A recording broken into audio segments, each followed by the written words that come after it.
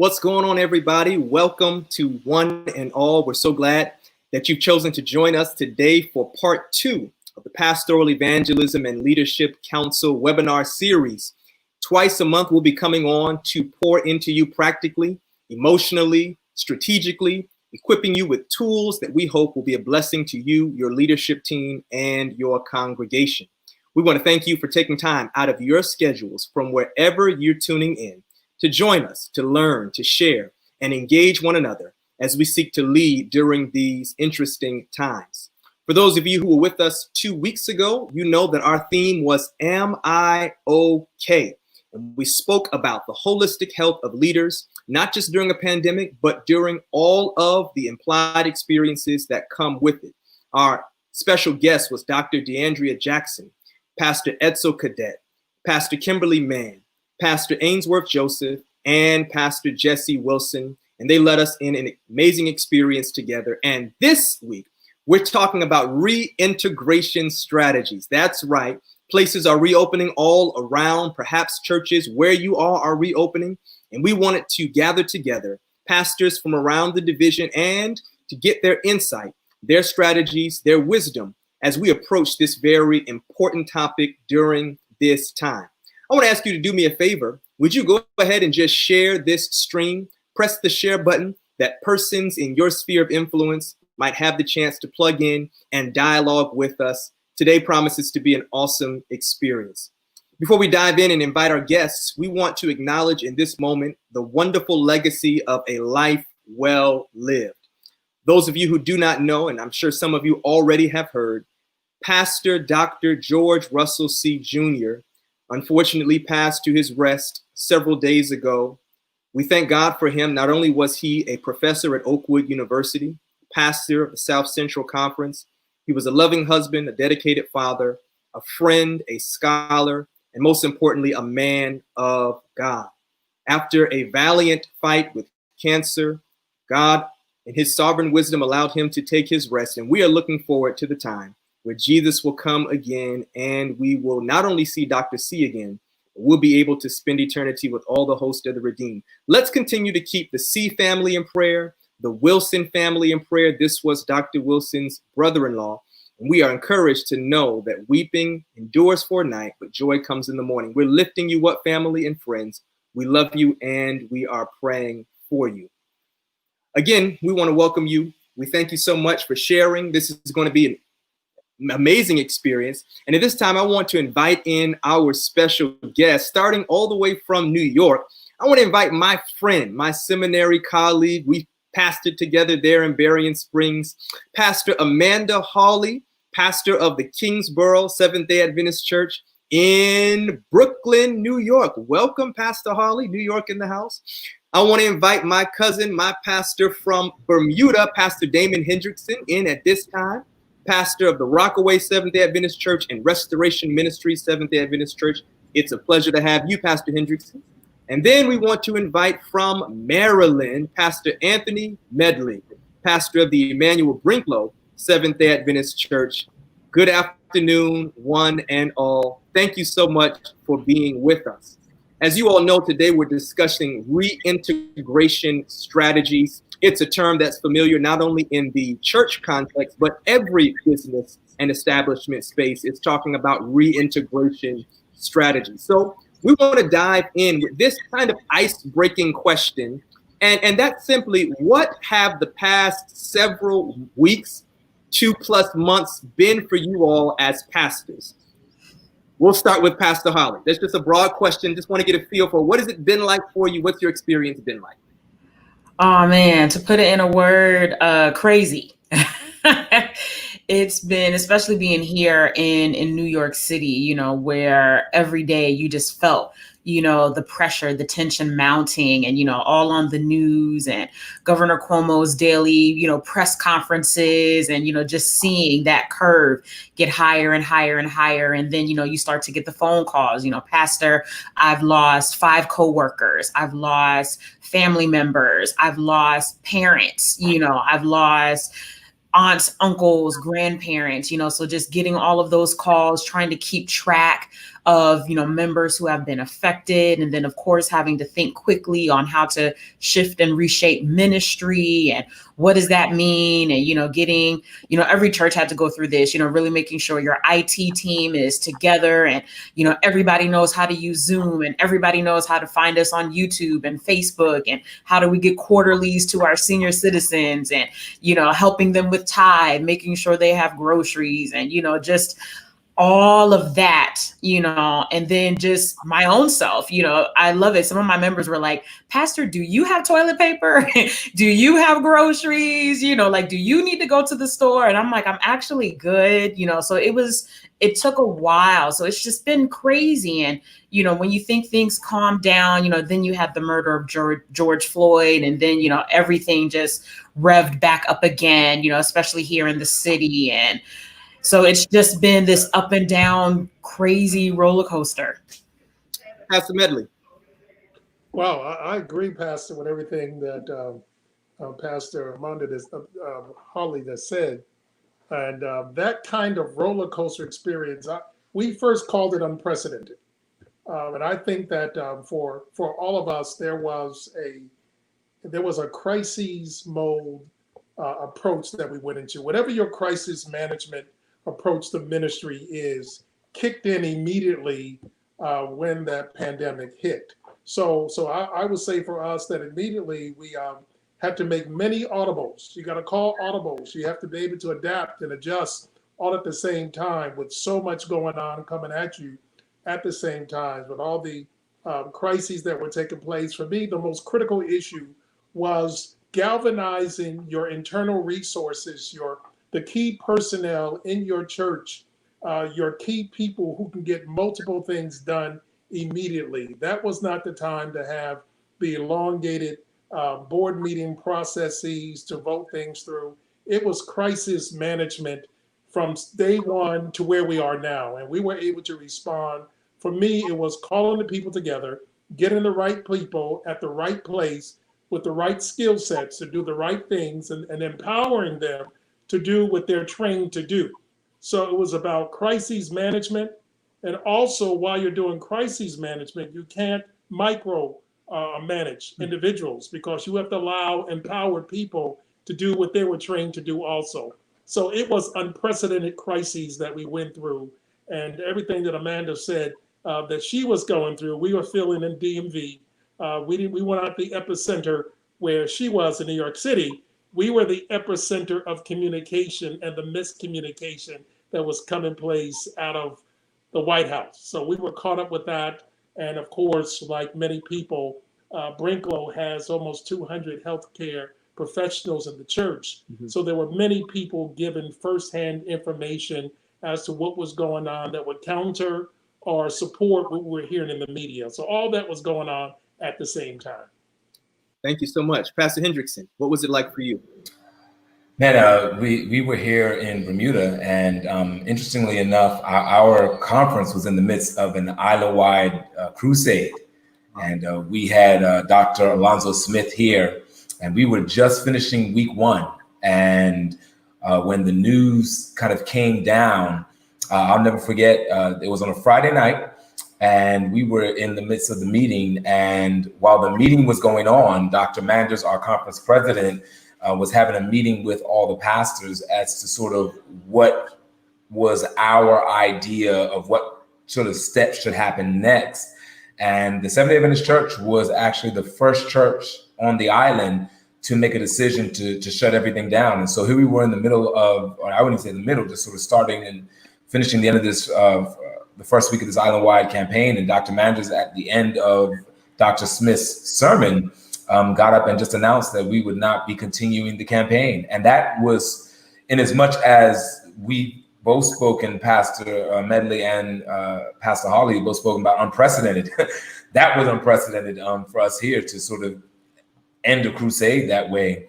And found out later, man, that the government was very appreciative of our proactive approach, that we were sort of first and we led the way that way. And so we have actually been first in a lot of areas as far as our country has been when it concerns communities of faith and how we would approach reintegration and reopening. So we were first, and then it became a matter of sort of how do we, still minister to our community, not just the members, but our community at large. And so we are fortunate that we have a TV station here that helped us do that. Adventist Television. It's called ATV for short. And like they've said, already been said, in the local context, just making sure that everybody knew how to get onto YouTube or Facebook, Zoom, all of that. Those things have become norms, as it were, and just been really proud of how the various different leaders on different levels have really come to the fore and really stepped up.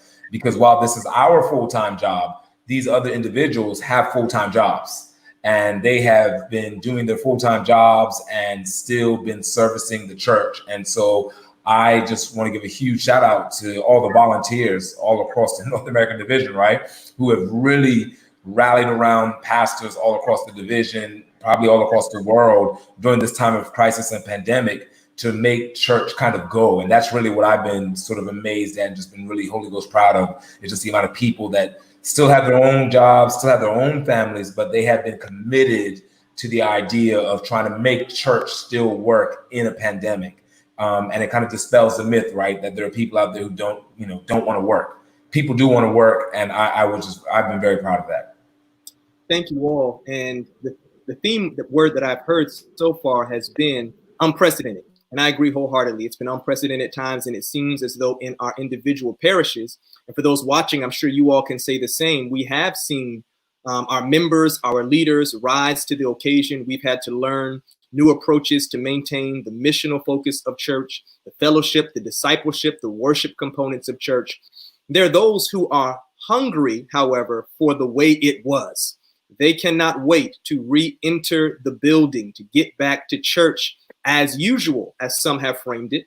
And then there are those who say church as we knew it is done. It will never be the same again. And then there are those who kind of find reconciliation between the two thoughts. They are missing, as it were, what was, but they recognize that based on these unprecedented times, we probably won't get back there, at least soon.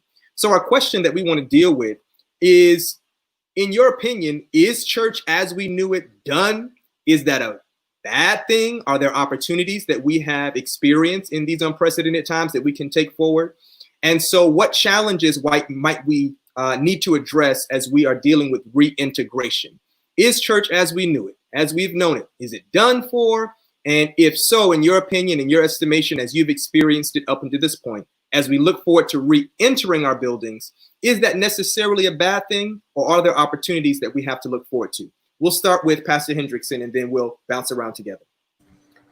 Well, I'll say this, that I don't know that things are ever going to be how they were per se. I see this as a unique opportunity, and I think it would be tragic for us to think that, man, once we're able to go back into buildings, that everything that has happened over the last 3 months should just get thrown to the wayside. We've seen, and again, I just want to shout out the members and the volunteers. We've just seen here locally in Bermuda, we've seen a rise in member participation in prayer meetings. People who are more adept to log on to a Zoom meeting than they may be to come out of their house. We've seen a rise in Sabbath school attendance. People are more willing to roll out of their bed and turn on the computer than they may be to come to some building at 9:30. And so there are unique opportunities. And so I do think that there will be some challenges that we face. And as far as being done, I think it would be tragic for us to go back. I think we ought to use this as an opportunity to springboard us into something different, which could be an amazing revolution for the church as we sort of knew it. I know here we've always kind of wrestled with the idea that we had reached a certain point of being stagnant, trying to get folks to do things a certain way, and getting people to do stuff the way we've done it for the past maybe 20 some odd years, a methodology.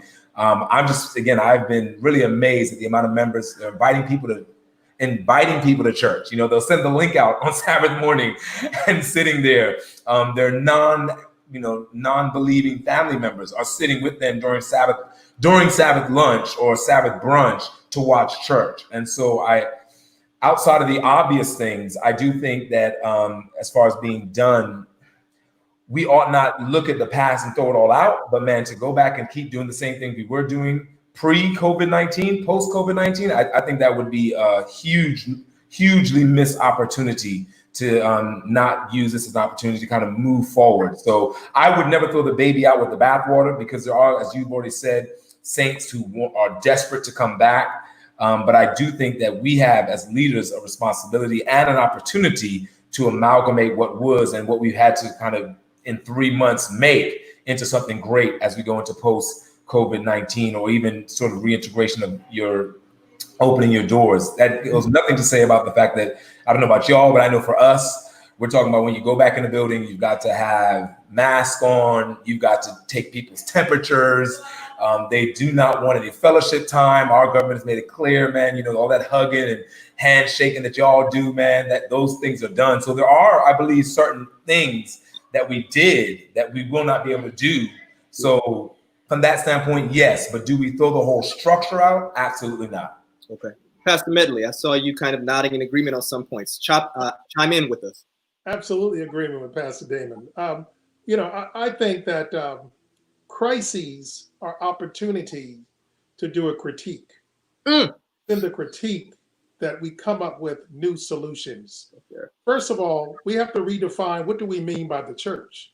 Okay. And what we have discovered is that one of the misconceptions that we have enabled ourselves and our churches to participate in is that church exists only in the structure of one location.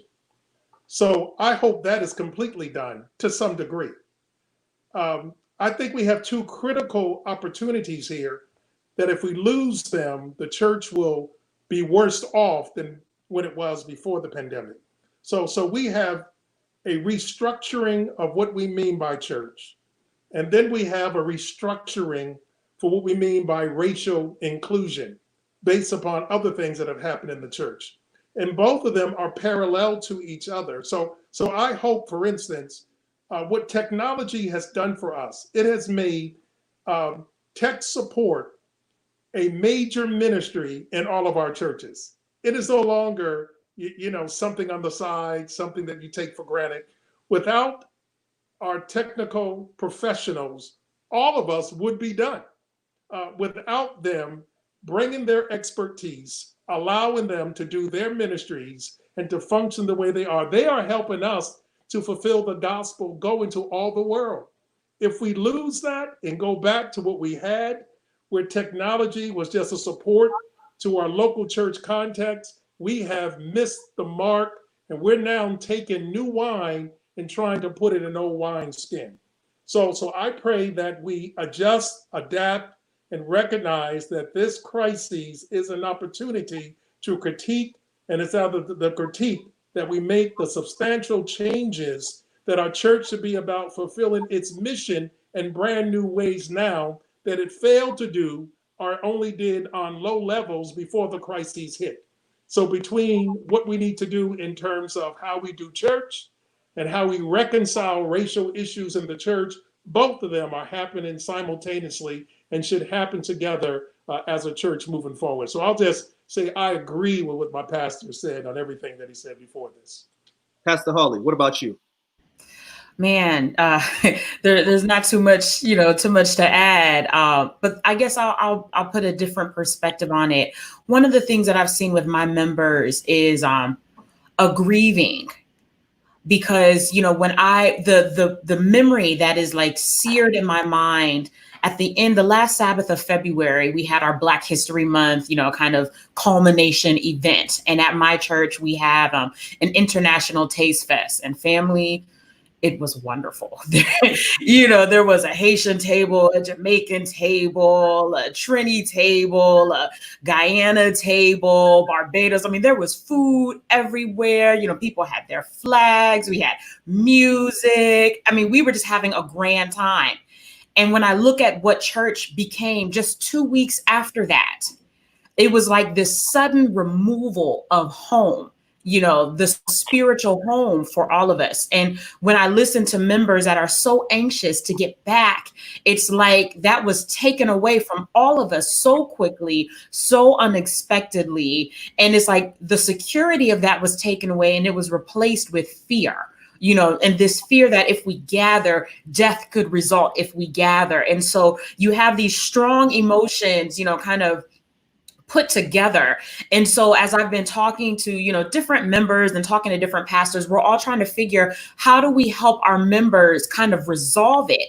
Because some members are handling it or they're resolving it more quickly. So they're able to get to the place, where Pastor Medley and Pastor Hendrickson were saying, like, this is another opportunity. It's not a loss, it's a change. But with that change are brand new opportunities for the church to step up and to, emerge and to do ministry in amazing ways. And we can still be impactful without being in our physical building. But I think for members that are still like, what do you mean we can't have potluck ever again? Or what do you mean if we have worship, we can't sing together? What do you mean, we can't have prayer meeting? What do you mean the children can't have, lower division Sabbath school in person? Like, what do you mean communion isn't the same? And some members are really struggling with this change because it happened so abruptly. So I think as ministers, we have to look and minister to that need within our members, because what I've been experiencing is the members that are able to resolve that and kind of grieve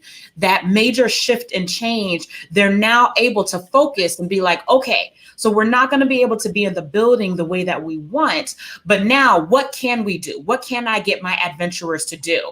Maybe we can write letters, or what are other ways that we can connect? What can community services do? And what can these other ministries do? But I think all of our members are landing in different spaces in terms of how they feel about this unexpected, unwarranted, major change, and not just church, but now every area of their life. So it's overwhelming. And so people are dealing with the grief of change, the shock of change in so many areas at one time, where it's like nothing is the same anymore. I can't order groceries the same way. I can't go to the post office the same way. I can't shop the same way. Like, everything is drastically changed. And church is that one more thing. So, just being aware of that, helping members process that, and I think will empower them and help them to see that God works in all situations, and he is able to bring about good. Even in this situation, he's able to get glory in this situation, and we can still advance his kingdom even in this situation. That's a perfect segue, Pastor Hawley, as you talk about coming alongside our members during a very necessary and real grieving experience. Let's talk strategy now. And strategy, by that I mean the steps that we'll need to take. Some of them will obviously be contextual: Bermuda, New York, Maryland, Virginia. You can apply it, those who are watching, to where you are. When I say a few words, I'm sure you'll know what I mean. Gloves, masks, sanitizing station, social distancing. Maybe even you've had the suggestions like we have here about plastic or plexiglass shields in front of the pulpit. All of these things and then some. As we begin to look toward reintegrating, bringing the people back into the church, sharing space together, themes such as worship, discipleship, fellowship, service, all of these things. I'm going to throw another one in there: infrared thermometers, and we can continue to go on and on. What does it look like when it comes to the acquisition of these items, when it comes to the timing of opening doors? And speak personally, in your locale, are you all ready to open doors right now?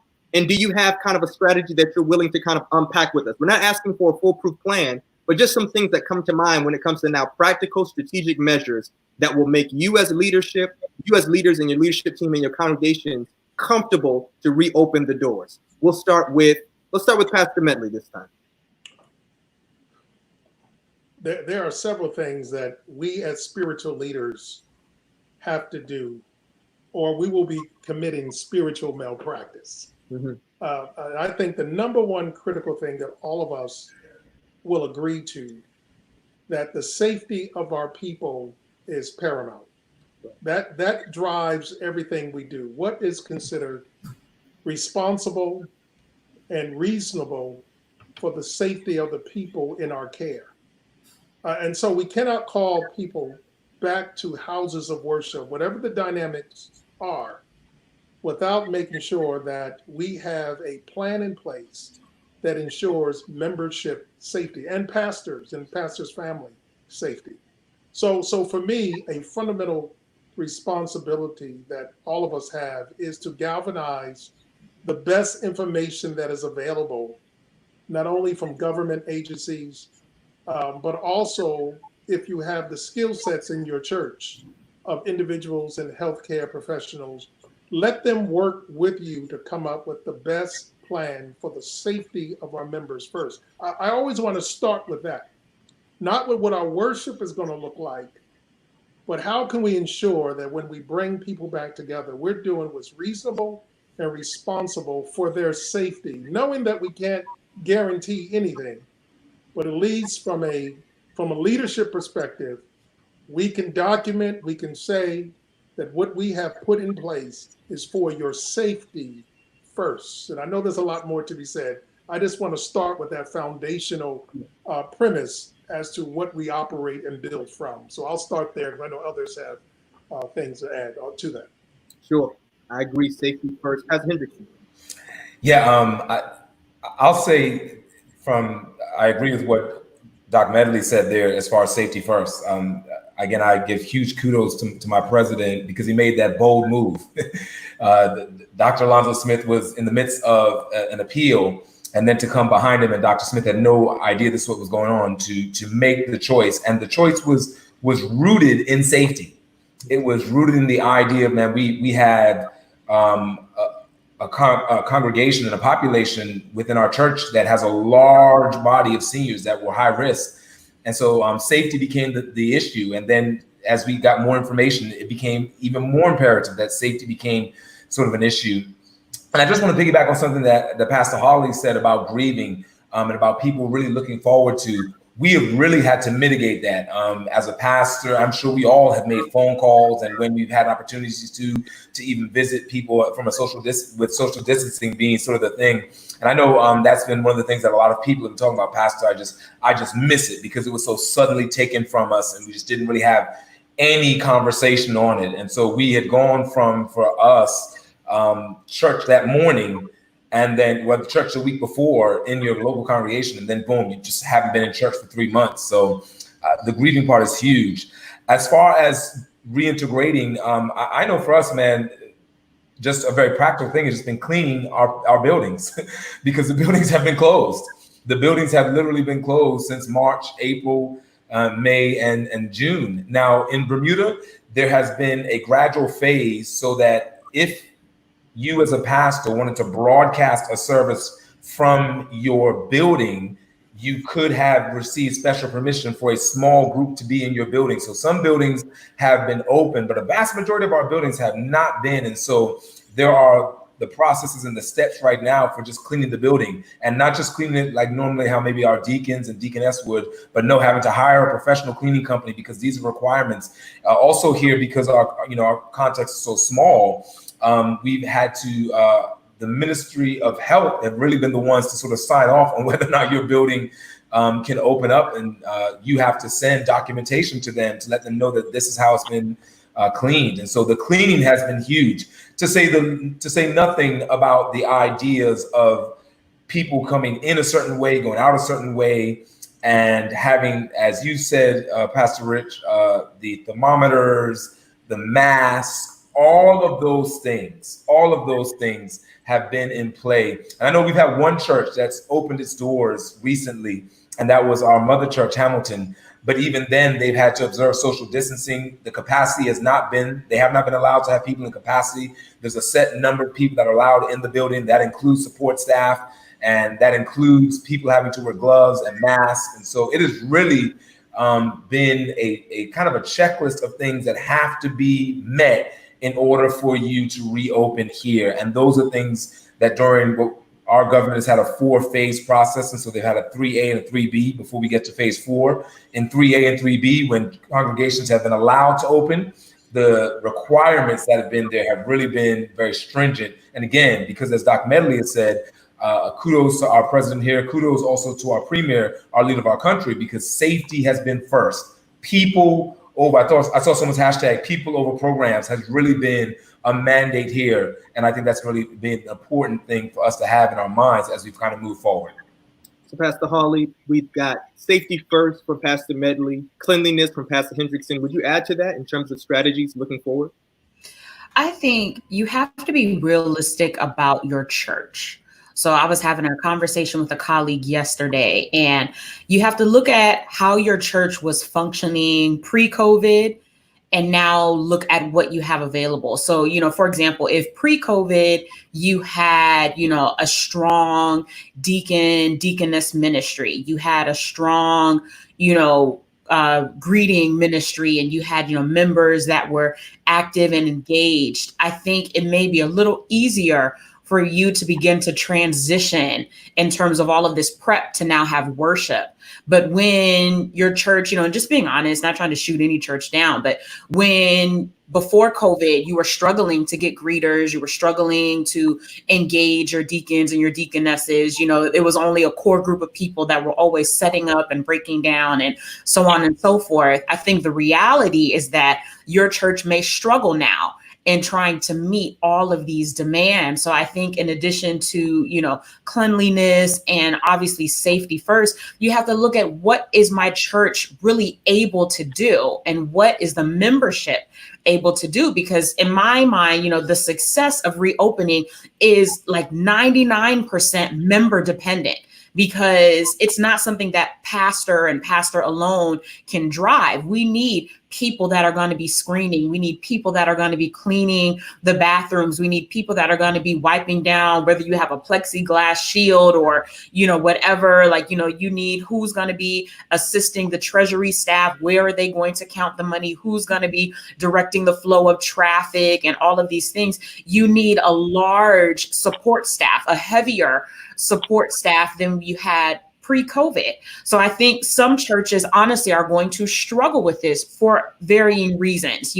If you have an older church where more of your members, are elderly, it may be difficult for them, or you may not want them to be cleaning because of, what we know about COVID. And so you have to look at the reality of what is feasible for my church, because you can put an amazing plan on paper, but you have to look at your members. At my church, we're blessed to have a lot of medical staff. And as me and my board were talking about it, I said, honestly, guys, I'm conflicted because I have members that are working, 12-hour shifts, multiple days during the week, caring for the sick. And now I'm going to ask them to work on the Sabbath and take temperatures of 50, 60, 70 people. When are they going to get to rest? When are they going to get to worship?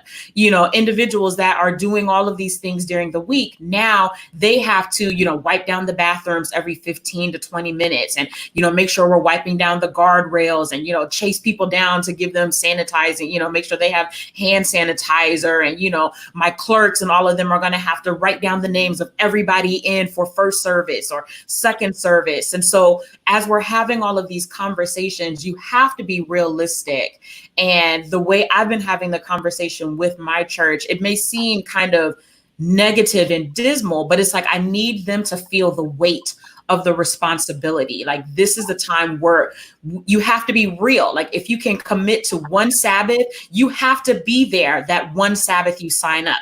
Or if you say, I can do this 3 Sabbaths a month, you have to be there those 3 Sabbaths. This isn't like before, where, oh, just call somebody, I'll text somebody, they can greet for me, they can serve for me, somebody else will wipe down the table, somebody else will put away the chairs. We don't have the luxury of kind of falling back on some of the ways that we did before, and really communicating that seriousness and the weightiness of that responsibility, and pretty much saying, we now as a board, or if you have a reopening committee, whatever, we have to honestly decide, is our church ready? Do we have the manpower, the numbers, and the commitment, in addition to all of the resources, to actually make this work?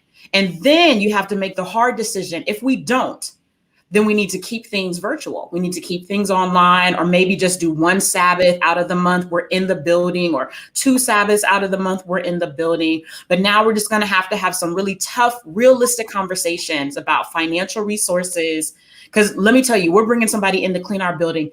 It's expensive.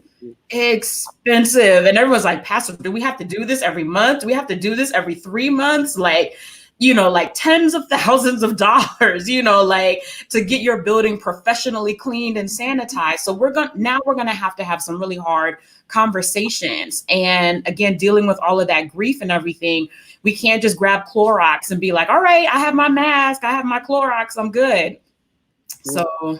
So we see a lot of comments coming in. We want to thank you all for your engagement. We want to encourage you to send your questions into the comment box. If you have questions that you want our panelists to tackle, we have about 25 minutes left in our conversation. So send your questions in now. I want to go here, my friends. And that is, some are forecasting a potential new wave of COVID-19. That even as we are discussing reintegration, there is potential that a wave will hit again, maybe in certain regions of the states or around the world or everywhere, which will put us back in the situation that we're in now, where we're virtual. The questions that I want to deal with, and maybe we'll have each of you address a different element of these questions. Dr. Medley, I want to ask you, because you have a significant portion of your congregation that is classified as vulnerable, in the vulnerable population. I'm sure that a number of those vulnerable persons want to come back to Brinkwell. They want to come back to the building. And then there are others who have said, Pastor Medley, we're not too keen on that. And maybe even people are saying that to you, Doc, who aren't in the vulnerable community. So you can divide that. Some are saying we can't wait to get back. Others are saying we don't want to come back. What I'd like you to deal with is that vulnerable community who wants to come back, and it might not be for their safety. How do you encourage them to make wise choices and decisions? Dr. Hendrickson, Pastor Hendrickson, what I'd like you to deal with is, what does church look like going forward if there is another wave? And I ask you to answer this one because in Bermuda, you all went to what some would consider to be extreme measures. Others might have said, this is what everybody should have done. You all shut it down. You locked the key, you hid the key, right? So if there's another wave, talk to us about what does ministry look like then? And then C, Pastor Hawley, I'd like you to speak to those who aren't in the vulnerable community, those who are young adults, parents with children who have, in a sense, increased their church engagement. I won't say attendance, it's been virtual, church engagement. Children have shown up to Zoom Sabbath School regularly. Sabbath School, as others have mentioned, prayer meeting. So those who aren't in the vulnerable community, but who aren't eager to come back, some would say, well, you got to be back in the church building. Others would say there's an opportunity there. So I know those are three prongs there. Dr. Medley's going to deal with one. Dr. D will deal with another one. Everybody's doctor today. Dr. Hawley will deal with the third one. So if you need me to repeat the question when it gets to you, no problem, but we'll start with Dr. Medley. Thank you. And Pastor Hawley, I agree with you on the grief issue. That is probably a tilting issue for how do you connect people who are sociable, who need to have some kind of physical contact for their healing. But let me speak to the vulnerable group. Fortunately, we got on top of this back in the beginning of March. As soon as COVID hit and we were closing down, within that first week in March, we had a reentry committee that was empowered to begin their work. And we worked with our first elders and others to work on a strategy for dealing with our vulnerable and our seniors. So early in the process for us, we did some things that were a continuation of things that are already established in the ministry of our churches. So for our seniors, we continued our connectivity with them, for instance, with our midweek prayer service. It was different for them. It wasn't Zoom, it wasn't in person, it was teleconference. So that started a connectivity with them. And what you discovered for our seniors, they have a networking amongst themselves that is most efficient. And what they have done since the beginning of this COVID to this day, we pretty much have a handle on the status of every senior and every vulnerable person. Now, let me caution us that every senior, for instance, living with a family member does not mean that they are without needs or without issues, because all of us know, and I'm not saying that I'm living this, but I know that it exists, that there are heightened levels of senior abuse as there are other kinds of abuses that take place and have been taking place during this pandemic. So we have also put a structure in place with those who we cannot reach now to ensure that their safety is critically important to us. Most of them are not looking forward to coming back yet. They've been well educated. We've talked about this. We have prepared them that in the first wave for us, which will be outdoor churches before we come back inside, because we have the space and the opportunity to have outdoor worship services.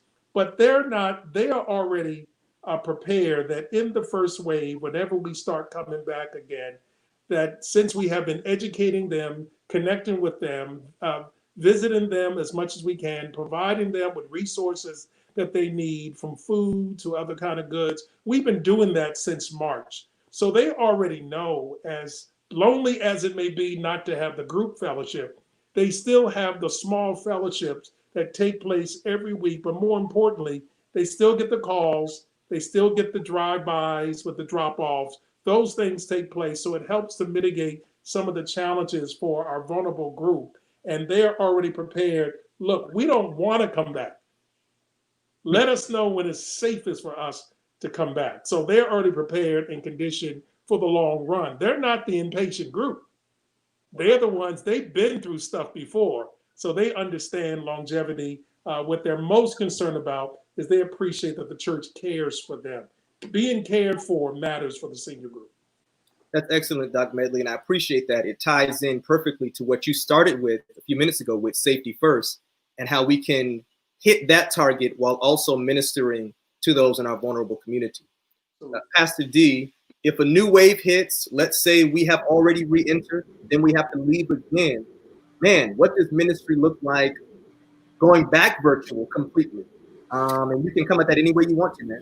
So as you mentioned at the beginning, I pastor two churches, and the two churches are actually at the two opposite ends, right? You have a very seasoned church that's very traditional, and a lot of the cry from them when we get on our Zoom prayer meeting or the Zoom Friday night prayer call or the Zoom Sabbath Vespers, it's like, man, Pastor, we just can't wait to be able to get back together. The other church I pastor, Restoration, it would be considered a little bit more progressive. And interestingly enough, for that very reason, when the island moves into phase 4, which will be next week, Thursday, they've already said, man, Pastor, we ain't coming back. We're just going to sit tight and wait and see, because we're satisfied with what's being done virtually.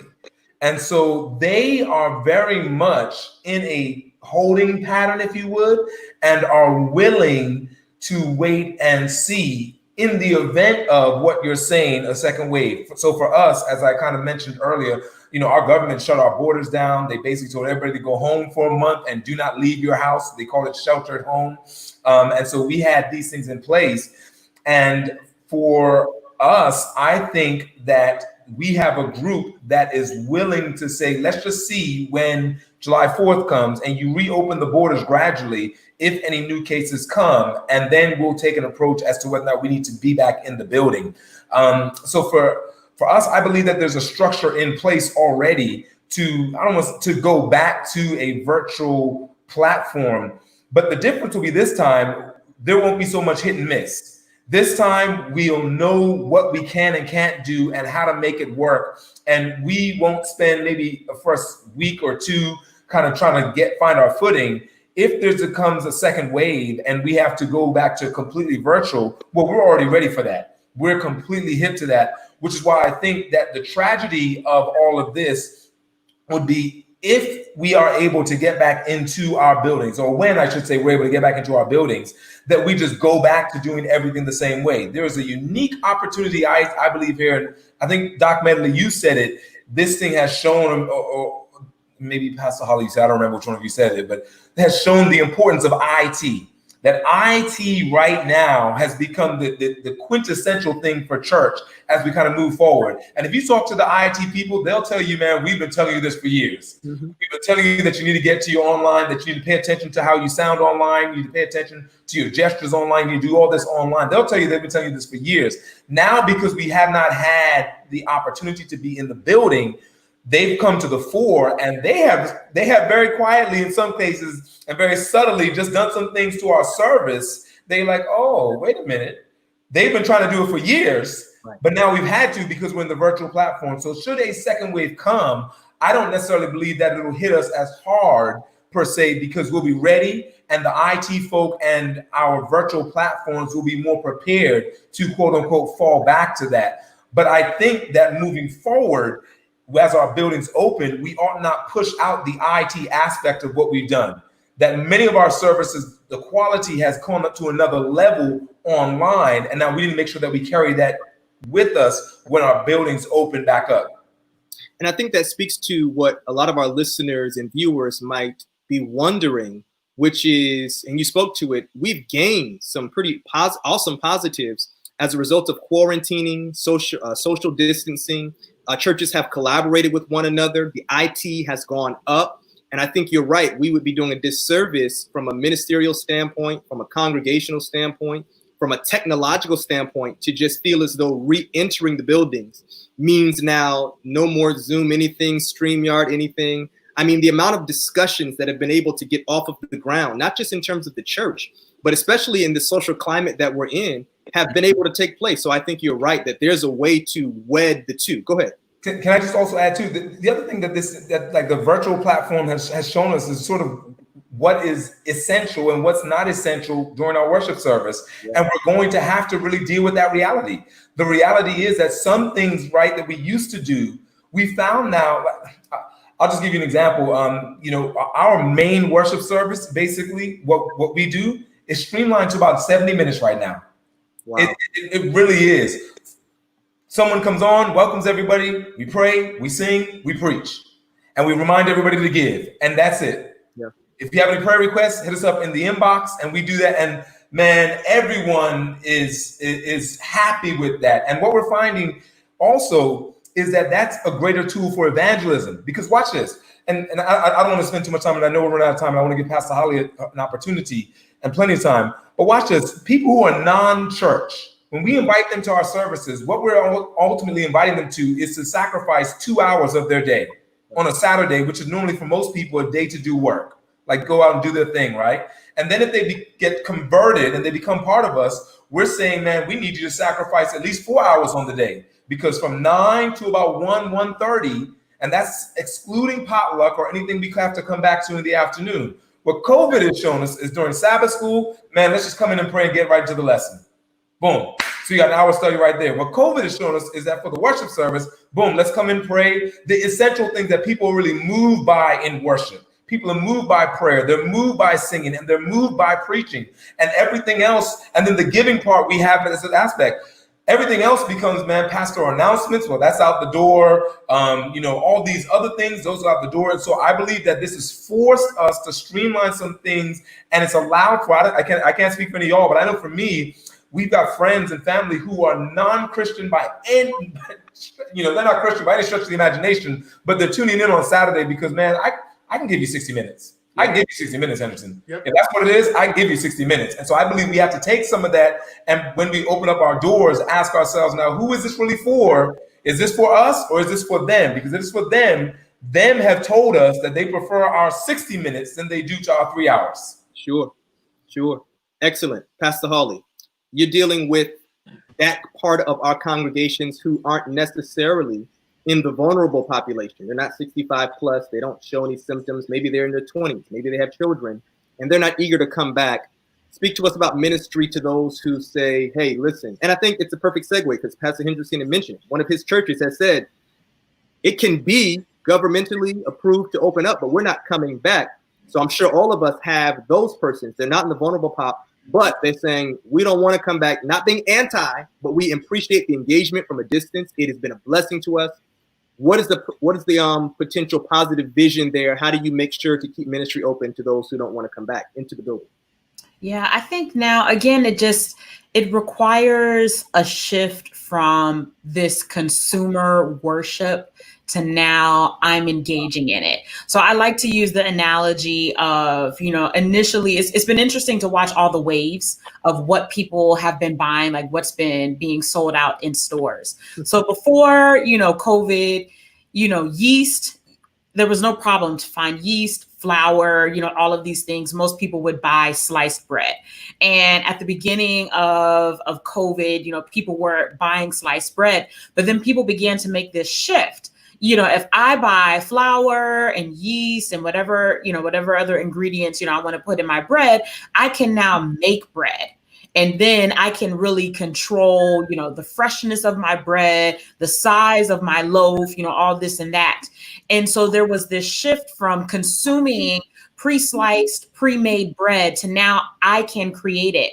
And I think with this particular population, it's helping them to have that I need to now create a more meaningful worship experience for myself instead of being dependent on church. So my fear, I know you asked me for the positive, but I'll just kind of shift it a little. My fear is if we do have a second wave, that some of this population will not make that leap to now making spiritual bread. But it will just kind of settle down to, okay, now instead of just sitting, passively in church for 3, 6, 9 hours on Saturday, I sit passively on my couch for 60 minutes, 70 minutes. And now I can kind of check all things spiritual off my list. So I think for this, non-vulnerable population, it's how do we engage them to now, okay, you start a Bible study, you get your own Zoom account and you get your friends together and you all have a Bible study on Tuesdays. It doesn't have to be elder so-and-so or pastor so-and-so who does it, or you don't even have to follow what other ministers are doing on Facebook, but you now study the word, you make sure that you're having family worship at home and teaching your children, how to pray and these types of things. Like you begin to look within your sphere of influence to see how you can be active and how you can continue to be a true Christian, being light in the midst of darkness and, all of those phrases. So I think it's how do we make sure that we're still challenging our members and helping them make that leap? Because I think what COVID's been great in terms of IT stuff, but it's also been very difficult because we haven't been able to interact with people. So we haven't been able to just, go and serve food to those who are hungry or meet or, to talk about issues or to come up with a plan. So how to help this group not, I'll just say it, not become more passive, right. And now the worship consumerism has shifted to now I just sit on my couch and I'm good. But how do we still keep them engaged? I don't have an answer for that because I think it's going to be different, at each church is going to be different in each context. But that honestly is my biggest concern. Again, I think some members will adapt and adjust and they'll find a way because it's like those who want to serve, they will serve. They will always find a way. But it's the members that it's like you want to just kind of push them off the edge, like just do it. You start the Bible study, you get your friends together, you call them and pray. You can do it, empowering them to do it. Take that step, go deeper in your faith. Those are the things that are on my mind, how to get them to not be so pastor dependent, elder dependent, but you, a member, just a regular, ordinary member with your own Bible can read and study and teach somebody. You can start a grow group. You can lead a grow group. Yeah. Thank you. Pastor Medley, you want to chime in? Well, and I agree, Pastor Hawley, on everything you said, but in my context where I am in Maryland, something that has been a phenomenal opportunity is the opportunity of service. Mm. And, we have a pop-up pantry, a grab-and-go grocery. We started, and this is all outdoors. This is just connecting with agencies we're a food distribution site. And we started with just a few weeks ago with 20 families coming through. This Thursday, we're anticipating 500 families. And it has created, not only as COVID also identifies such a critical need in community because of unemployment, because of food deserts, and et cetera, but it also, with that crisis, comes an opportunity to be the hands and the feet of Jesus in a whole new way. And the issue of service, as you had talked about, finding those creative ways to serve community is another manifestation of the church being relevant in its own community during COVID period. So it has been a blessing to us, but that's in my context because I have the space to have an outdoors grocery pantry. And it's amazing if you apply for grants and apply for resources, all these things that we're feeding, the food that we're providing, 90% of it is free. The government and agencies are giving us because they recognize that we are a resource community, a resource church for the county that we are in, and it is becoming a blessing to others. So I just want to add to that, as you're talking about empowering people in the issue of service and creating your own platforms for Bible studies and et cetera, not dependent upon the pastor. I agree. Sure. Service is a great component to empower people to continue their ministries in broader ways. Excellent. Pastor D. Yeah, I just saw a comment and I wanted to highlight it, that I think that there is an opportunity. I think it was BC who put it up there about e-groups and watch parties. So that's one of the things that we've kind of toyed with at Restoration with our elders, is the idea, because the way we had kind of lined up our congregation sort of a while ago was, each elder had elder, deacons, and deaconess that were on their team that were assigned to a certain part of the congregation. And in working with each part of the congregation, they've kept up with them during COVID. But when we were talking about reintegration, we said, well, folks don't feel comfortable maybe coming back together. Perhaps maybe a smaller group would feel comfortable going to folks' houses. And so we had talked about the idea of having watch parties, of having doing online Bible studies with people and finding e-groups or growth groups, whatever you want to call it. Some of the stuff that we were trying to do locally, but then taking it online because people had the opportunity, sort of, Pastor Hawley, using that opportunity where people feel like this other side of consumerism where they're just sitting in their living rooms. Well, if you're comfortable doing something in your living room, would you be comfortable with hosting? Would you be comfortable doing this? And we've actually found a few people who have been willing to step up to the plate. And that, like I said, that's been sort of, for me, the really cool part about COVID is that you've seen members who may not have been comfortable necessarily going to someone's home or being on the front lines, being very comfortable being in their living rooms, virtually sharing with other people. And then we've also found too that there have been people who have been more receptive, non-Christian people who are receptive to joining our virtual things because they can be there and turn off their cameras, you don't see them, or they can be there and not have to worry about having someone in their personal space, but they don't mind being in the virtual space. So I think that there are tremendous opportunities. And I'll say this, as I keep kind of going back to it, just because when the doors open, it doesn't mean this stuff has to change. It doesn't have to be either or, right? It can be and. So we're doing Sabbath school and we have a virtual Sabbath school. We're doing this and we have a virtual this. So I believe that there is tremendous opportunities to take what we've learned during these 3 months, and as we kind of reintegrate, to bring the two together to make the church more agile and mobile as we kind of move forward. So as we prepare to wrap, and we want to thank you all for your presence here, there's one more question that we want to speak to, and it speaks kind of to some of what has been featured in our comment boxes, that there is an obvious shift and change, and we've touched a lot of it strategically. We want to prioritize safety. Safety of our members is a top priority. One of the practical approaches that we will take is to, of course, have our buildings cleaned, to think about our personnel. Who do we have on hand who can be committed from a week-to-week basis? And in addition to that, of course, our personal protective equipment that's there. But then beyond those measures, we're going to have to come alongside people in the grieving process to reorient themselves, but not losing that missional component. That service is still possible. Care and service for our vulnerable population, but then also engaging those who don't necessarily want to re-enter the building, but want to maintain a level of activity. Here's our last question, and there's so many more that we could tackle, but I believe that this is a perfect one to kind of segue toward a close. Discipleship. We have a message to convey to the world, which stays the same. Our mission has not changed. The Great Commission is still there.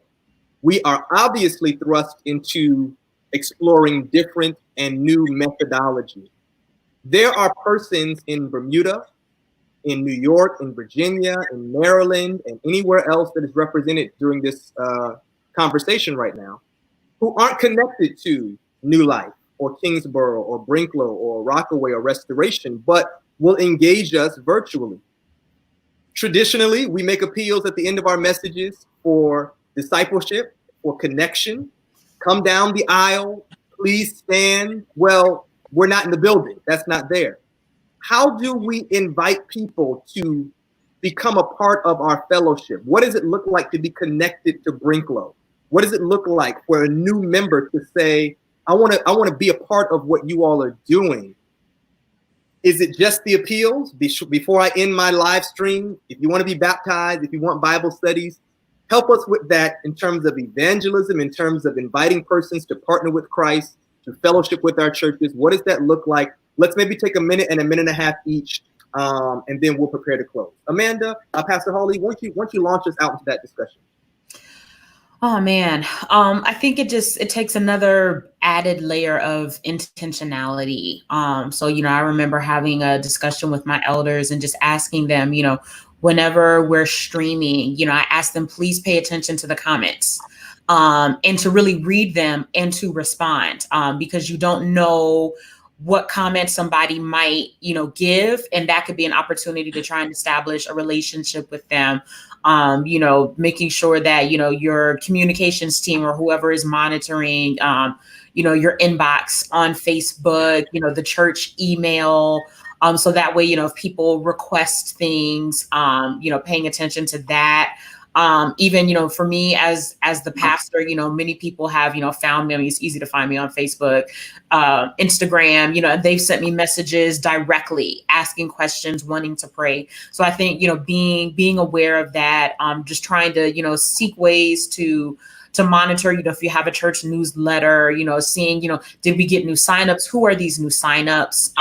Talking to members and asking them, if you share our services with someone specifically, follow up with them, and say, man, how was the service? What did you think about the message? If this is a friend, someone that and you're trying to introduce them to Christ and, bring them along, follow up with them. Don't just send them the link, but afterwards make that connection, talk with them.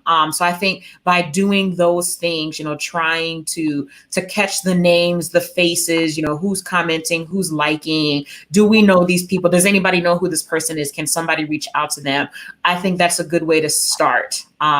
Of trying to kind of turn viewers to engaged individuals. And then even, okay, let's do some online Bible studies. And then let's see, where are you at in your faith walk? How can we encourage you, support you?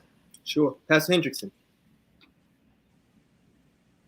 I just think that we need to make sure that we have a strategy, right? There just has to be a strategy in the same way that we have an evangelistic strategy for the local church. I believe now we need an online strategy for how we're going to evangelize people online. How are we going to turn these digital watchers into digital disciples? And so I think that it's a whole level of reorientation. Again, our IT people are like so lit up right now because they've been telling us for years that, man, Hendrickson, you want to reach a couple of hundred people in the audience, but there are thousands of people out there. And I don't know if that's just my testimony or maybe it's y'all's testimony as well, that your IT people have been saying this for years, that there are hundreds of thousands of people out there. And so now I believe it's a matter of looking at and being intentional about those sorts of things, looking at data, looking at your engagements per week, looking at your reaches. Those are all things in the same way that we look at sort of attendance and we look at our tithe numbers, we look at who's giving offering. There's another side now, if we're going to be online and be serious about it, look at who it is and look at the data and the analytics that are provided and begin to make strategies that way. Most of this stuff will spit it out for you so that all you have to do is look at it. You can see the average age of the persons that are engaged in your service. You can see the average number of people, the number of moments that people are online watching you. I just believe that a strategy needs to be developed for online. And I don't think we have to reinvent the wheel. I think that there are other faith denominations that have been doing this for a little while, turning digital viewers into digital disciples. We just need to look at strategies to do it and then make sure that we execute the plan. Because we can go out there and say, man, as you said, Rich, to make an appeal, call for this, that, and the other, but that's one side. I believe that there is an analytics side behind it that'll help us move the needle. And Pastor Hawley was spot on with what she said. I just add an overall strategy to how we are going to turn digital viewers into digital disciples needs to be in place for every church. And I want to add this last thing before Pastor Medley comes in, is that one thing that Pastor Hawley said at the top was, this also is really exposing the human resource that's available in every church, because not every church is going to be able to do sort of what needs to be done. And so someone had put in the comment section, collaboration is going to be key right now for smaller churches that may not have the resources that a Kingsborough or Brinklow would have. But if you're able to collaborate, then you're able to do some of these things together. Pastor Medley, you have the final word on this. Yeah, and I agree with both what pastors said. And, for me, it helps to have a pastoral. I'm blessed with a large pastoral team. And part of our pastoral team for our strategy is that we have individuals, a pastoral person assigned just to respond to the online chats, the things that are coming in, and a follow-up team on that. So that works well there. But let me close by talking about the benefit of collaboration. So there is a congregation in my area where the pastor and his members have transitioned from Sunday worship to Sabbath worship. And we have developed a very strong relationship over the last couple of years. When COVID first hit, I reached out to him and kind of asked him, so what are you all doing for Sabbath worship? They didn't have a plan or a strategy. So what I did, we invited them to join us, to partner with us. So that pastor is a part of our Sabbath morning pastoral team. Wow. And when we give greetings every Sabbath morning, we're greeting both congregations. He is so much a part of the infrastructure of our church. Folk think that he is a part of us already. He preaches, he gives announcements, he prays, he does a welcome. He's fully integrated into the partnership of collaboration, because that was a church that did not have the resources to do their own online, their own streaming. So collaboration is a phenomenal opportunity for ministry to go forward. So I agree with everything that's been said. And I just want all of us to know that it works. And I've learned so much from you all that we'll carry back. So I thank you. And thank you, my man, Pastor Rich, for facilitating this. Hey, thank you all. Pastor Hawley, New York, Pastor Medley, Maryland, Pastor Hendrickson, Bermuda, and I'm Pastor Richard Martin, Virginia. We thank you all for joining us for part one of our Reintegration Strategies conversation. We will continue on July 7th for Reintegration Strategies Part 2, where we're focused on spiritual leadership. And I want to let you know, kind of as a teaser and a preview of things to come, this last question that we dealt with about what discipleship and evangelism looks like in a new virtual age, that's just a teaser for things to come. We're going to have an extended conversation on that very topic. And so we thank you all for whetting our appetite for what is to come. I know that you've been blessed tremendously from our time together. We want to let you know that in addition to our next webinar, be prepared for Help 2020. Selah is our theme, Strength for the Struggle, December 6th through 9th, 2020. I know you might be thinking, wait a minute, we just talked about reintegration. Will there be an in-person help? Hey, we are planning as if there will be. And please know that we are planning as if there won't be. Strategies are being laid down for both. But we want you to mark your calendars even now, December 6th through 9th, 2020.